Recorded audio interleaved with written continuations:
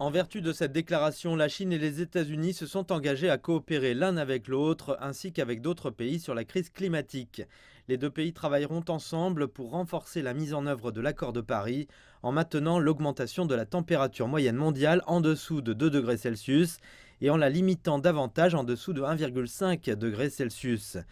Les deux pays attendent avec impatience le sommet des dirigeants sur le climat, organisé par les États-Unis la semaine prochaine. La Chine et les États-Unis prendront d'autres mesures à court terme, notamment en élaborant des stratégies respectives à long terme sur les émissions nettes de gaz à effet de serre zéro et la neutralité carbone, en maximisant les investissements internationaux pour soutenir la transition des combustibles fossiles à forte intensité de carbone vers les énergies à faible émission de carbone et renouvelables dans les pays en développement et en ce qui concerne la réduction progressive de la production et de la consommation d'hydrofluorocarbone. Les deux pays continueront à discuter des mesures concrètes visant à réduire les émissions sous diverses perspectives, comme l'économie circulaire et les transports écologiques. Les deux parties coopéreront pour promouvoir une conférence réussie sur les changements climatiques à Glasgow et la conférence des Nations Unies sur la biodiversité à Kunming.